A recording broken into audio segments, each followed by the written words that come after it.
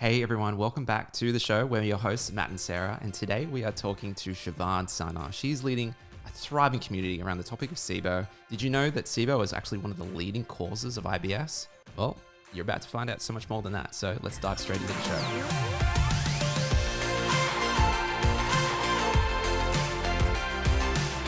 Shivan Sarna, it's wonderful to be with you today to talk all things gut health, all things SIBO. You're the head of a wonderful, thriving community at SIBO SOS. You have 100,000 people that love you and listen to you talk about SIBO. So we're excited to learn as well. Welcome to the show. Oh, thank you so much. Thank you. I know we have kindred spirits and definitely the same mission of helping people get well from the inside out and liberating them. And the whole thing SOS has come to mean save ourselves.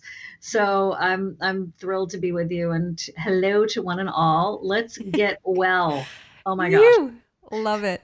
So I understand that your background, your love for SIBO, a love for helping with people with SIBO didn't necessarily come from a place of thriving. You've definitely been through the hard yards yourself. Could you tell us your story about SIBO, what SIBO is to start off with, I think would help, and how you got introduced to this concept? Absolutely. And I'm going to do this very short version of it. But what SIBO stands for small intestine bacterial overgrowth.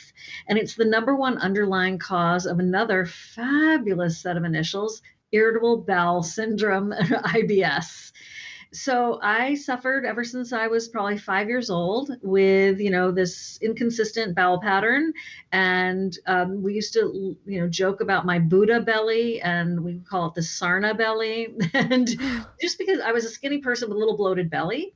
And I didn't realize that wasn't normal until got into slumber parties and, staying at my girlfriend's houses and stuff, and then living in a sorority house in college. I'm like, okay, I am definitely not experiencing things the way my girlfriends are experiencing them. And what happened was, fast forward to a mold infested building that I've been working in for 20 years, and stress, a variety of other things, a lot of triggers just started piling up. And I ended up getting really, really acutely unwell. And I was on TV person in the States for 20 years. And I was like, people were writing me like, oh, are you pregnant in Facebook? You're glowing. I'm like, no. So I was like strapping in this, slim wear and the Spanx and just trying to batten down the hatches, and really not feeling well on top of the usual not feeling normal and well. And I had never been to a gastroenterologist in my life. And I finally went, and it's a long story, but the first one I went to was about to retire. He was not up to date on the research. He was like phasing out. He was very good at scoping, but not like on the latest. And he told me to run 3 miles a day. Like, that was his advice. Like, if you really want to get things moving, nothing like running 3 miles a day. I'm like, I can barely move, much less run or even like walk 3 miles. And he gave me an antidepressant. And I was very confused by that. I was like, oh, he thinks I'm depressed. Well, I'm not happy, but I was a little confused. I think he was just trying to help my neurotransmitters, which are primarily made in the gut, but it wasn't clear. Anyway, girlfriend at the TV station and I were talking, and she was the other weirdo there because she was also gluten-free. And so she's like, oh my gosh, I'm on this crazy antibiotic. I took this test where I drank this sugar and then I blew into a tube, and we were passing in the hall as she was telling me. And I was like, huh, what? But I couldn't get it out of my mind. So I called her. I made her tell me words that she had to email me because she couldn't remember them. It was a whole thing. Anyway, bottom line is, I asked this first GI doctor, could I please have a SIBO breath test? And I went to the University of South Florida, and I sat in their office, and I drank this lactulose, which is, I'll tell everybody what that is in a second. And I blew into these tubes for every 20 minutes for 3 hours. And I got a test result back, and it was negative. I didn't really know what I was doing, but I was like, oh, okay, whatever it is, it's not SIBO, whatever that is. Fast forward, I still wasn't well. I was still quite ill. And a girlfriend of mine had gone to a gastroenterologist, and she called him a digestion detective. And this totally turned me on. I was like, ooh, that's for me.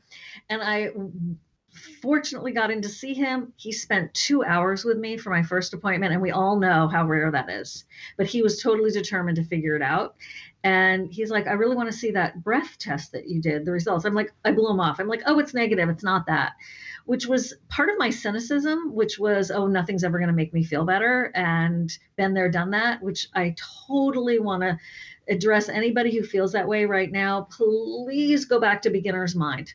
Please, please, please, please, please. You need that so that you can see things with a fresh perspective and frankly be re-energized. Because when you have a chronic condition, as you both know, and your audience, your community knows, it's so draining, and you have to have so much resilience and frankly motivation, because motivation can be very easily drained by these situations. And then the cynicism comes in where, oh, I might as well just eat this fill in the blank destructive food because I'm not going to get better anyway.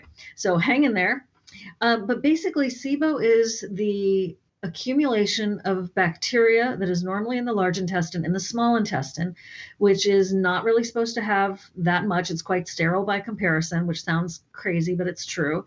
And when it overgrows in the small intestine, it creates, first and foremost, the most common symptom is bloating, because those little bacteria and those microorganisms consume the food in the small intestine, leading sometimes to malnourishment even, and they ferment like a brewery, a microbrewery, and so all this gas is produced. It's either hydrogen sulfide, hydrogen, or methane, and it creates a variety of symptoms from, yes, the bloating, but also constipation or diarrhea or alternating constipation.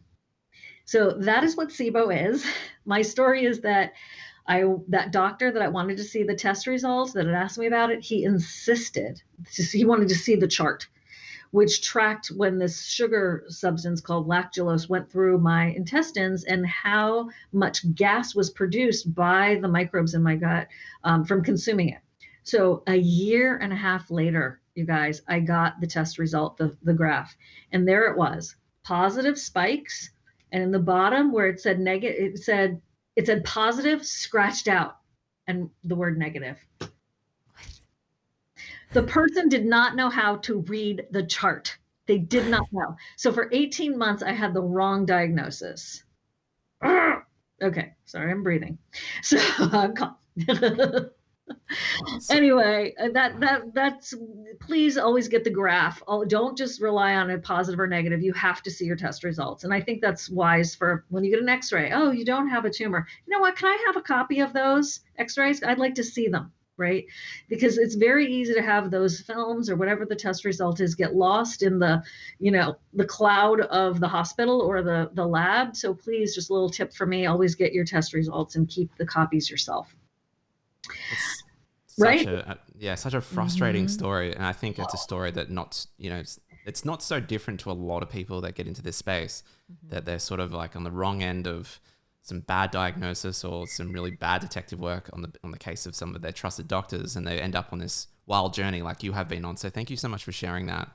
I'm curious though to fast forward to now, because like you've gone from that to now having a thriving community. You've interviewed some of the best doctors and thought leaders in the world on this actual topic. What have you seen from the success stories of people that you've worked through your community as the most effective protocols for treating SIBO? Well, first of all, get tested, do a lactulose 3-hour breath test so you can really find out if that's what you have. SIBO's symptoms do mimic candida and parasites. So that is super important. If you did the SIBO breath test back and you're negative, number one, make sure you did the prep properly. Number two, great, good for you. Maybe, however, it is candida or parasites. So please do explore that. And then also, if you ever do get a test result back that's negative from your SIBO breath test, but you still have symptoms, time to explore parasites and candida for sure.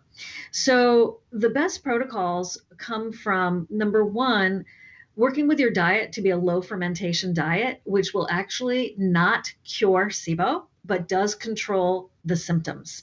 So this is where it's interesting to have this condition, because it's part DIY, where you really can impact how you feel, and part either herbal or antibiotics or something called the elemental diet, which can be miraculous for people and has come a long way from tasting terrible to actually being quite milkshakey. That's a reach, but it's much better than it used to be.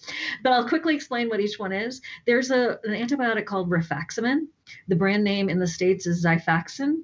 And it is what you would actually receive if you had traveler's diarrhea, or, you're in a country where you drink the water, it doesn't agree with you, it has E. coli or whatever. And that was discovered by Dr. Mark Pimentel to actually stay in the small intestine. And what it does is when it's a hydrogen producing bacteria, it addresses that. Then there is the combination of neomycin and rifaximin that addresses the methane. And the methane is usually constipation, whereas the hydrogen is usually diarrhea. Then, so they're different. This is also different. When you get sick and you take an antibiotic or can save your life, it's amazing. It's like one round of it. And this is the first time I took it. I thought, oh, I'm going to do this for 2 weeks and I'm going to be well. That's actually not how it works. It works by reducing the load, the bacterial load. So you might have to do maybe even up to 5 rounds of it, which feels very, very strange in the beginning when you're like, am I going to get a yeast infection? This isn't a good idea. You're supposed to only do this for 2 weeks. It is different. They have done studies to show that it is quite safe, and it isn't systemic. The rifaximin part is not systemic. And also you don't become resistant to it, which is also super fascinating. It's really an amazing drug. And I don't say that lightly because I realize so many of us want to be natural. So that's sort of the basics there. Then for the herbals, which were studied by Jerry Mullins, he actually did a study comparing the pharmaceuticals to herbals, which was great. And they found that they were maybe slightly more effective, but they did take a month instead of 2 weeks to get the same results. And those were combinations of like berberine, oregano oil, allicin, which is the garlic extract, like Alimax and Alimed Pro. I think that's right. Those are herbals that you can do to help and basically reproduce the effects of the prescriptions. The prescriptions can be hard to find affordably. I've been lucky, $10, God bless. Other people are paying $1,000. So all of a sudden those herbs are looking pretty good. I'll take that extra 2 weeks for that kind of a payoff exchange. So those are some things that you can actually do, and that helps to reduce the bacterial load. Now here's the other thing. Let's say you do the first round. It's important to do a SIBO breath test within 2 weeks after that 2 weeks of the antibiotics or the month of the herbals, because you want to find out, and this is all according to Dr. Alison Seebecker, who is my colleague and my collaborator in so many of my projects. This is one of her like big shout it from the mountaintops. You want to find out if the treatment worked. Because SIBO mimics so many other things, if you see that it hasn't moved at all, then you may want to switch, right? You may want to switch from herbals to the pharmaceutical. You may want to look to the elemental diet. But if you don't test again, you could actually have a relapse and you won't even know that the treatment even worked or not. So it's really important for identifying whether or not you have an effective treatment. So that's one thing. And the third kind of treatment that you can do is that elemental diet, which is actually a series of amino acids that was originally designed for feeding tubes. And you can consume them, but the first versions of them were hideous tasting, like vomitous tasting. But there's some companies that have made it much more delicious and much more palatable. But that's the only thing you consume for 2 weeks to 17 days. So you are not taking in solid food. You are just doing the elemental diet. And instead of killing the bacteria through the herbals or the antibiotics, it's starving the bacteria in the small intestine, but it's still feeding you because it's so quickly absorbed into your body. So those are 3 of the treatments. And it's okay to kind of do a round of this, a round of that, a round of this, or just do one. You have to find what's going to work most effectively for you. Great. Thanks for spelling that out. Awesome. You said before that SIBO, candida, parasites, they can mimic the same symptoms. What symptoms are we talking about? I know for you, you had a bloated belly and you mentioned possibly some depressive symptoms, or was that just more discontent? But either way, what are some of the symptoms that could be experienced from SIBO and or parasites or candida, and how can you maybe tell the difference? Well, I think that bloating can happen with all three of those. Food cravings can happen with all three of those. Um, I think that I think with parasites, you might be like there wouldn't mix might not happen as much. You might be all diarrhea. I would think that that is definitely more probable in my unscientific Mm. assessment of that, because like Giardia, a lot of them can just lead to instantaneous like constant diarrhea. But the other thing is, and of course, looking at your stool, if you see something floating around in there, that's, chances are it's a parasite. But there's a website. Are you familiar with Para Wellness? No. Oh, you guys. Now, I know you're in Australia and it is only in the United States. So I'm actually not surprised. But this is a parasitologist, something, he's a professional parasite lab doctor who was in the military. And right now, what he's doing is in his retirement, he's running, they call it a study, but it's really a lab. And you sign up, it's a membership. And I think it's just a technicality to kind of get around some of the regulations in the States. And he will look at the stool sample with like 1,000 slides. If there is something in there, he will find it. In the US, the para and ovum test that is typical at all the like sort of mainstream labs is highly unreliable. If it's positive, you have it. If it's negative, there's does not mean that you don't have it. But I really do love Para Wellness. They've been very, very responsive. They have great advice. The tests are not crazy expensive. Insurance doesn't pay for it, but they're not ridiculous. And then also, like, let's say they'll send you a report. This is what you have in trace amounts or in a lot. And even if you have a trace amount, chances are like a little goes, it's like a bug, you see one, there are thousands. But they'll also give you a reduced price to retest on what you had show up in the lab report. So that's very cool. But he has a section in his website where, by the way, I don't know him personally, but I'm just, been a customer. They have a section of what looks like parasites, but actually isn't. And it was so interesting, like citrus pulp can look like that if you're looking at it in your poo, and cheese, all kinds of stuff. So if anybody wants to go get grossed out, but for a reason, go check out the Para Wellness. I think it's like parawellness.org. If you're suspicious of parasites, I would definitely look at that. And of course, our friend Jay Davidson is an expert in it as well, and he has all kinds of great info. That's right. Okay, great. So we have symptoms of bloating. Yeah. What else would you see in a potential SIBO patient? You mentioned brain, and absolutely brain fog is definitely a symptom. I literally was slurring my words one day. I could not, you know what it's like, you can't find a word. Okay, that's fine. But to the point where you could not only not find the word, when I did find it, I couldn't speak it. And that was a very, very scary time for me. And I knew that I had to get super serious, because to have that neurological symptom, don't play. You're not playing. It's one thing you have a bloated belly, too bad. This was serious. So there's definitely a brain gut connection. There can be B12 imbalances from the way that the bacteria interacts with B12, which is obviously a huge, huge component of our nutrients, and also iron levels. There are a lot of us who are low in ferritin or have anemia, and they do feel that there is a connection to SIBO. So those are some of the things that, you have to put together the drip campaign, right? Here's a crumb here, here's a crumb there, and you create this view, this picture. One thing that is also really important is, have you been diagnosed with IBS?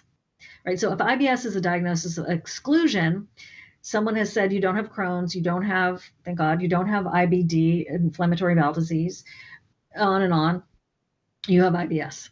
Well, what are you going to do about it, right? What do you do for IBS? You eat low FODMAP, okay, but that's not necessarily great long term. There's controversy about that. It's difficult. And what is IBS? So this is the big thing, okay, you guys? This is what is irritating me like crazy.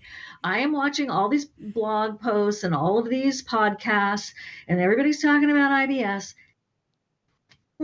I literally just watched something where three of these world-renowned experts and very smart people, they were talking about the cause of IBS and how difficult it is to diagnose it and all this. And I'm like, hello, Dr. Mark Pimentel at Cedars-Sinai has created a blood test to be able to tell if you have the number one underlying cause of IBS, which is, wait for it, food poisoning. So this is what I'm shouting from the mountaintops. This is what I talked about in my summits and in my docuseries, because everyone needs to know about this. And it was so frustrating to see these wonderful experts who I respect so much not know this. I'm like trying to figure out, should I message them on Facebook? Should I write them a handwritten letter? How can I do this without being rude? I don't care anymore. Everyone needs to know. Okay. So when you get food poisoning, sometimes we don't even identify it as food poisoning. Has that ever happened to you guys? Have either of you ever had food poisoning? Oh yeah, 20 absolutely. times. We lived in Bali. So. That's right. It was like a monthly occurrence for me. Okay. Still worth it to live in Bali. So you have a good excuse because you lived in this beautiful location. For the rest of us, whether it is a trip or whether it is a perfectly legitimate, good reputation restaurant and it's a salad bar or whatever, one of the signs that I do want to mention is if you've ever been at a dinner table, everyone ate the same thing. You got sick, no one else did. And you're like, oh, it couldn't be food poisoning because Mona didn't get sick. Just want to put that in the back of your mind.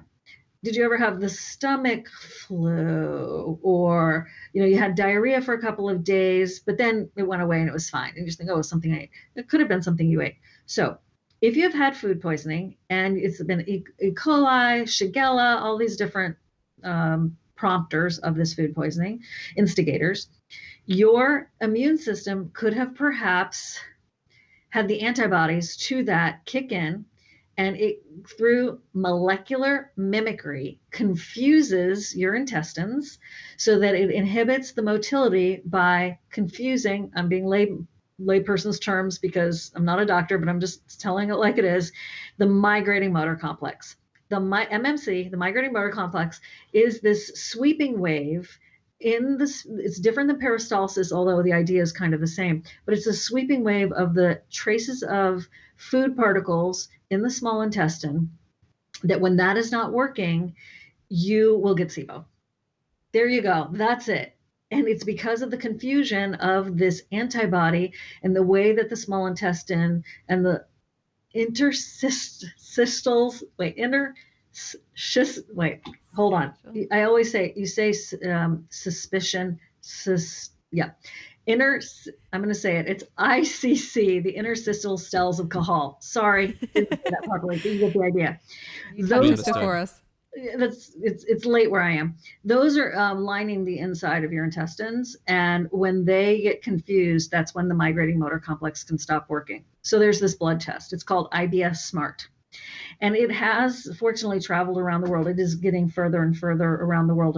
It's not just in the States, and the test will tell you if you have the antivinculin or the CDTB antibody. And if you do, chances are you have IBS from food poisoning.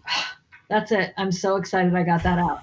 Because so many people are so confused. Even experts, they haven't heard of this test. Dr. Mark Pimentel at Cedars-Sinai, I believe he's going to be like, to me, he's totally like a Nobel Prize candidate in my world, because he's just doing so many breakthrough research projects with his team at the MAST clinic there, the Pimentel Labs, which is also where they're even like playing with UV light internally for COVID in the lungs. Very interesting, super interesting.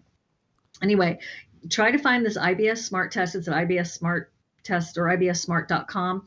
And you get the blood test, you find out if you have these antibodies, and then you can tell if you may have IBS legitimately from that source. And then he says IBS and SIBO are basically the same, because if your migrating motor complex isn't working, then your bacteria can overgrow in the small intestine, leading to all this dilemma. Now, sidebar is that you can have SIBO from other things. Adhesions, you can have it from endometriosis, because it can pull, the tissue can pull the small intestine out of like place, so to speak, and that can inhibit the motion. Are you guys familiar with Ehlers-Danlos? Do you know what that is? Okay. Can you do this? Can you bring your thumb like this? Go ahead, do it. Can you do it? Sarah, you can do it? Like Matt? Very flexible okay. hands. Oh no, I feel left out. Okay. Are you touching your sleeve, Matt? Okay, get that to the camera. But Sarah, you're pretty close. Yeah, I'm on it. I need Is that bad? Thumb. Well, I used to be like, look how cool I am. I'm a yoga teacher. Gumby. It's not great. Oh, no. I'm sorry, sister. But it's a collagen. It's a collagen. It's like, yes. It's a collagen disorder that's genetic. And you don't have it. I'm not a doctor. I'm just saying there's several things that they would test you for to see your range of motion, that kind of thing. But there's some people like Cirque du Soleil performers. Chances are they have it. They're not being held together with their ligaments and their tendons as tightly as some people. And what can happen is that there can be a laxity in the abdominal area, and the placement of the small intestine can sort of get displaced. Like an adhesion could pull it, right? But with Ehlers-Danlos, it could be just like, again, not medical, but like it could smush down so that you don't have as much motility. And I don't have it severely, thank God. I have a mild case, but that can also be an underlying cause. There are a lot of things that could cause it, including opioids. So opioids slow down your migrating motor complex. So you could go have dental surgery, right? You're in anesthesia, that slows it down. Then you're on pain meds because you had your tooth extracted, that's slowing it down. And then you have food in the small intestine, your migrating motor complex might be impaired because maybe you had food poisoning a while ago, and that could be a triggering event. So there are a lot of things that are also signs, symptoms like rosacea, like restless leg syndrome. What? SIBO? That makes no sense. But they are showing to be connected. I know it's a lot, you guys, but this is bad. It's great. This is awesome. And I'm super curious because I know we have to wrap up soon as well. We're going to get going. It's late your time. Yeah. But what are some stories from your community? Just someone that's struggling maybe with SIBO right now. What are some cool stories that you've experienced with people, and maybe some symptoms that they had zero idea was connected to SIBO, and diagnose and the treated, and what happens to someone's life once you treat this condition? I'm so glad you're asking that. It just, you get your life back.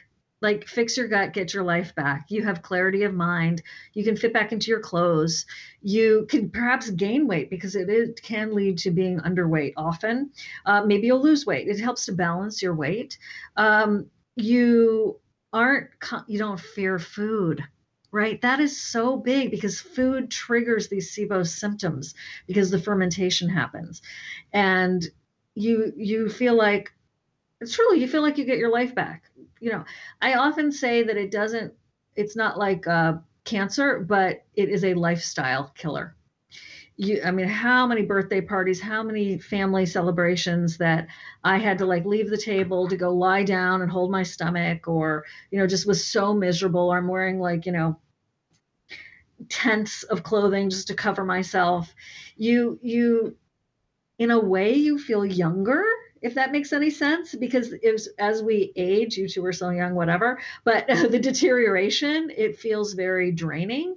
And then you start working out, you see your muscles, you're like, oh, I'm young again. It's kind of like that because you feel like yourself again pre-SIBO. Now, I've probably had it since I was 5.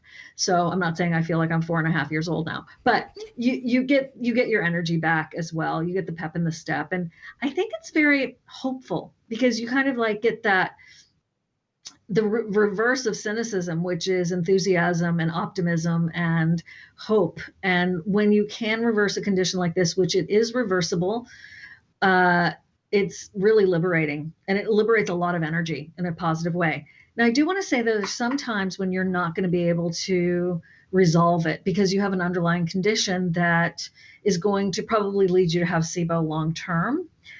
But people can even manage the condition and feel 100% better than they did with unmanaged SIBO. And that's true for so many chronic conditions. management, I used to think I want, I don't want to manage it. I want to have it totally resolved. And I appreciate that thought pattern, but that's a naive thought pattern.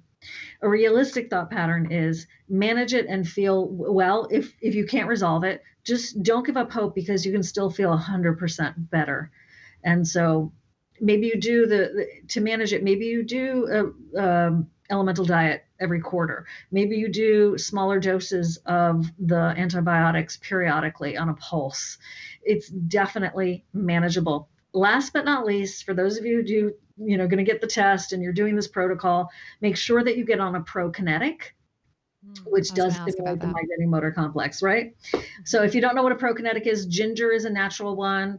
There are some drugs, you can just Google it. Resilor is one. It's Canadian. It's not in the States. In the States, it's called Motegrity, and it was just approved in the States.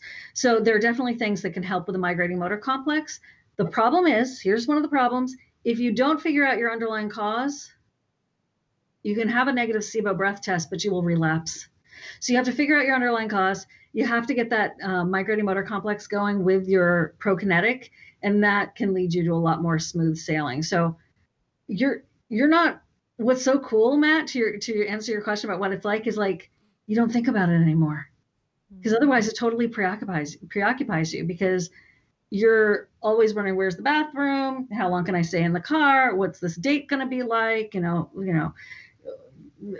I got on the gear, the Spanx. Can I make it to the restroom? You don't worry about that, Matt. But this is getting freedom back, and also nutrition, because those bacteria eat your food. So that's another, just like, other than a philosophical energy, you get your physical energy back as well. And it does happen. It happens all the time in the Facebook group. People are misguided. They don't do the prokinetic. They don't do the antibiotics for long enough. They don't feel comfortable doing a second round because they don't realize that it's typically safe. So these are some of the blind spots we try to fill in the community. Wonderful. So to summarize what we've learned, so SIBO, it's overgrowth of bacteria in the small intestine, and it can happen because of which reasons? Again, Shivan, we have food poisoning, we have possibly opioids, possibly, what were some of the other ones? Adhesions from surgery, or even just injuries, traumatic brain injuries. It doesn't have to be that you're, in an ambulance and have been bleeding. It can be from a fall. It can be from just impacting the vagus nerve, speaking of the gut and the brain connection.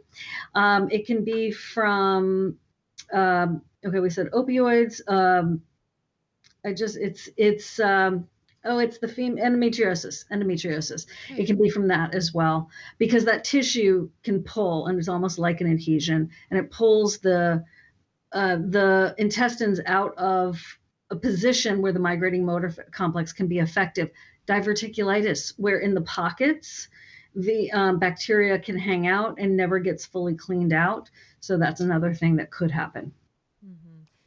I'm curious, as we just finish up, with someone that would be listening to this call and they're like, whoa, tick, tick, tick. So many people could be thinking, that's me. What's your tips for finding the right doctor or the right professional to work with? Because obviously a part of the work that we do is to raise awareness, and then we love to then send people to the right person. Do you have any suggestions for someone finding the right person to help them? I do. There's a way to backward engineer. First of all, we have a speaker list at SIBO SOS. I'm sure a lot of the people you work with as well are SIBO savvy. But a backward engineering way to do it is to call some of these breath test labs, like in the States, Diagnostics. I know there's an Australian SIBO breath testing lab as well. Dr. Narella Jacobi is in Australia as well. He's wonderful. And find out from these SIBO breath test labs who orders a lot of SIBO breath tests, and then go talk to that doctor, because obviously they're treating people with SIBO and testing for it. So that's one way to do it. Excellent. Wonderful. Great. Awesome. Thank you so much. This has been like a massive information dump. Yeah. I know it's going to help a lot of people. So many people struggle with this and have no idea where to turn. So I think hearing your story and hearing how you've been through that journey as well. You understand what it's like to be in that deep part of the valley with no answers and maybe no hope. But you got there in the end, and it's so cool to see you now have a thriving community people that love and support you, and you've helped thousands of people, you know, get the direction and the help that they need, which I think is amazing. So thank you so much for the work that you do. Oh, thank you all. Thanks for having me. This has been a long time coming for having these conversations. We're starting a podcast. I have one, but it's been on hiatus. Awesome. So I definitely want you two to come on board. And depending when someone's listening to this, Random House is my book publisher, and I just sent in the manuscript. So working title is Healing SIBO, and that should be out in the beginning of 2021. I can't believe I'm saying that, but Wow. I've had a long time dream of writing a book about this. Actually, that's how I started this whole project, is I was going to write a book and then realized it was hard.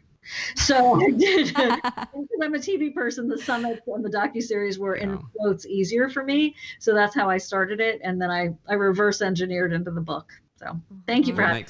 It makes sense that so many people have followed you from your TV background, because you make complex things simple to understand, and you're a great communicator. Oh, thank you. Listen, take care, everybody. If anyone would like to keep in touch with Shivan and the great work she's doing, you can visit her website at SIBOSOS.com. So definitely check her out and all the work she's doing in there and all the resources she has, because there's a lot you can learn about SIBO. We've only been able to kind of skim the surface, but I know for anyone that struggled with IBS, there's definitely so many gems of knowledge you can pull from and keep diving into, because that was just such a great overview and foundation to build our exploration of SIBO. Thank you so much, Shivan. Thank you. Wow, that was a great episode, and we would love to hear what exactly you think about it in the comments below. What are some of the things that you've done to treat SIBO, and what have you learned? Please share it away. It really helps our community grow and thrive. And hit that like and subscribe button, because that just makes sure that you don't miss out on any future content. And if you really don't want to miss out on the content that will help us a lot as well, hit that notification bell, because that means you'll get notified when another free episode drops. So we'll see you next week, and bye for now.